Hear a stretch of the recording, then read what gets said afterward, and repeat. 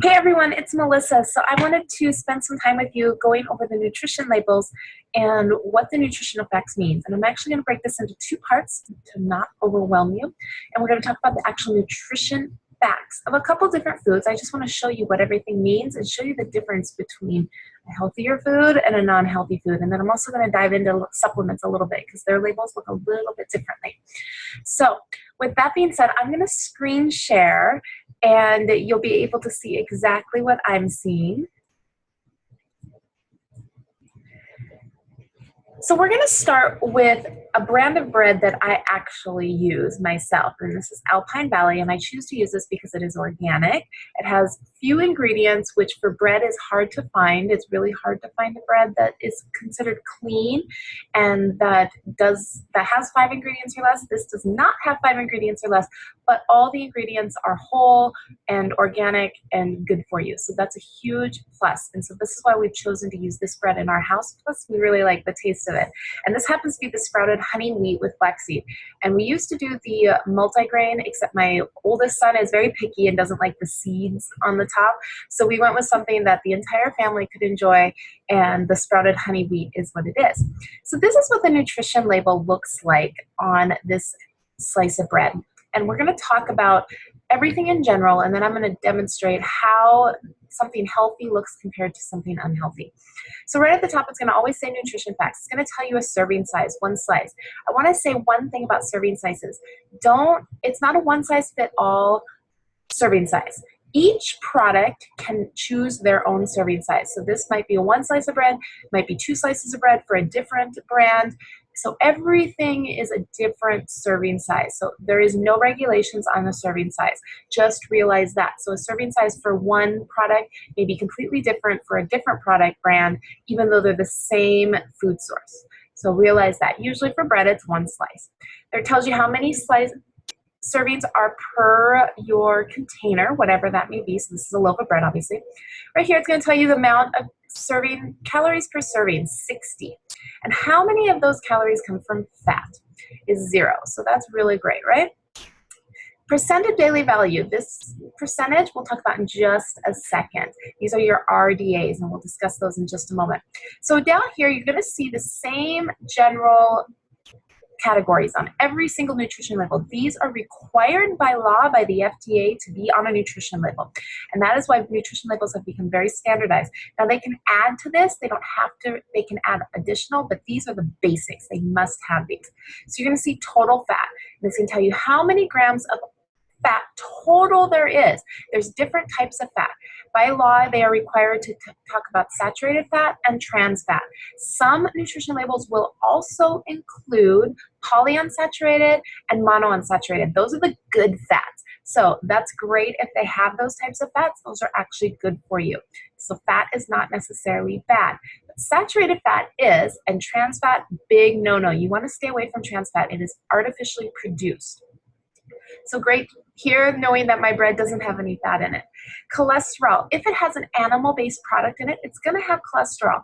Cholesterol is only found in animal-based products. So anything that is made from vegetables, made from fruits, made from grains is not going to have cholesterol in it. So you can see that because it's bread that there is no cholesterol in it. If you're seeing cholesterol in it, know that there is some sort of animal product in that processing.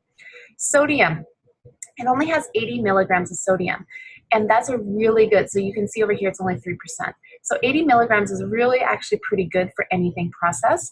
Even bread has to have some sort of sodium in order to keep it fresh for longer. So there is sodium, but it's a low amount, and we'll talk a little bit about how much you should be getting.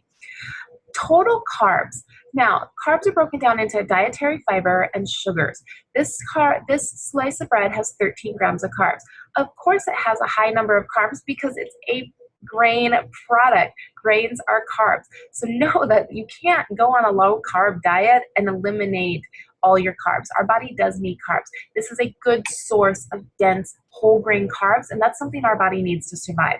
You can see that the dietary fiber is 2 grams and the sugars are 2 grams. Now, sugar is really a funny category because some things like milk, fruit, are going to have higher sugar content, whereas things that don't have those, unless it's been added, will have a lower sugar content. So milk and fruit are great. Even though they have a high sugar content, it's a different type of sugar. It's not a processed sugar. It's natural, and our bodies do need that. But anything that has high sugar content that is not a fruit or milk product is going to have added sugars. So we want to stay away from those. And this one only has 2 grams of sugar, which is just natural. It comes from grains are going to have have sugar in them of some sort. And then you can see that this only has 3 grams of protein. And that's okay because it's a grain and it's not going to have a whole lot of protein. So down here, I told you these are your percentage of daily values. And down here, they have to, by law, include vitamin A, calcium, vitamin C, and iron. So these are 4 main vitamins and minerals that the human body needs to survive and run effectively. So they are required by law to put those. Now, these percentages are based on a 2,000 calorie diet. Some of you may be on a 2,000 calorie diet. I happen to be on about a 2,200 calorie diet because of my fitness schedule, because I teach fitness classes. Many of you will not be on a 2,000 calorie diet. So these percentages you take with a grain of salt because they're based on a percentage of a 2,000 calorie diet, and that's across the board.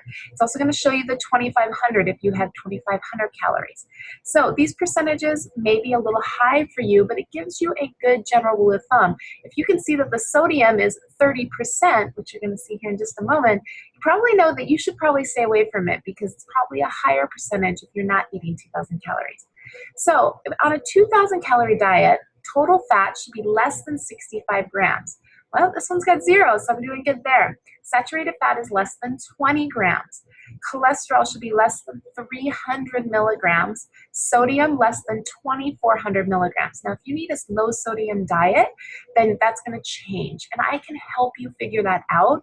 I do have the background to be able to help inform you on that. So if that's something you need to know, whether you're on if you have high blood pressure, for instance, and you need to be on a lower sodium diet, I can definitely help you figure that out. Again, this only has 80 milligrams, so we're doing good there. Total carbs, about 300 grams. And you can see this is only 13 grams, so we're good there. And then dietary fiber, we want to have 25 grams. Dietary fiber is what keeps our nutritional tract, our digestive tract running good. So we want to make sure.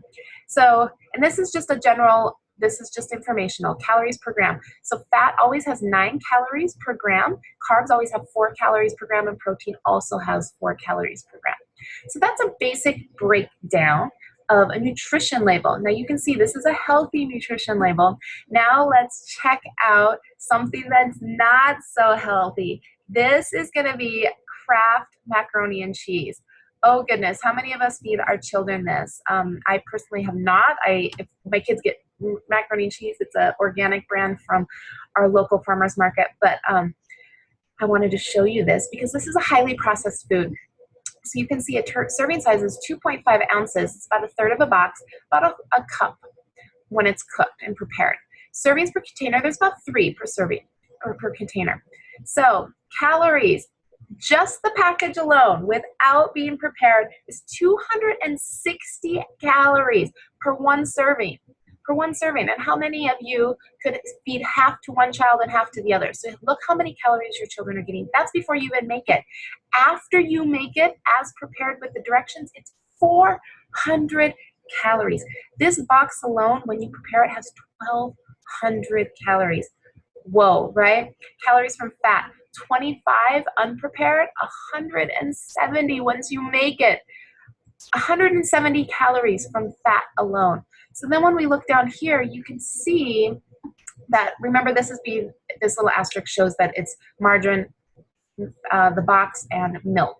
So you can see that 3 grams of fat is before it's prepared, but amount in box margarine and milk adds 15 total grams of fat. So that's per serving. Per 1 cup serving, you're getting 15 grams of fat. 3 of it being saturated, 3 of it being trans fat. No. Chemically altered, get away from it. Back slowly away, because margarine, it's the margarine that does that, just so you know. Because you can see up here, the box itself doesn't have trans fat, and your milk won't have trans fat. Margarine, bad. Butter, better. And then you can see the saturated fat the box alone has 1.5, but once you add the other 2 ingredients, you're going to get 3 grams of saturated fat. Cholesterol, because this is made with a milk product, the cheese, you're going to have 10 milligrams of cholesterol from the box. Now, once you add the other 2 ingredients, you're going to increase the cholesterol because your milk has cholesterol as well. Sodium, before it's prepared, has 570 milligrams of sodium because it's processed, highly processed. So this is already 24%. And you can see down here it says when you make it, it adds 150 more milligrams. So then you're at 30%, a third of your day's value just in a 1-cup serving of Kraft macaroni and cheese. Total carbs, very high, 48 grams, so that's already 16%. Dietary fiber is only 1 gram because it's a highly processed, it's white bleached flour that makes this pasta. And then 7 grams of sugar, and it's not good sugar, I can guarantee that.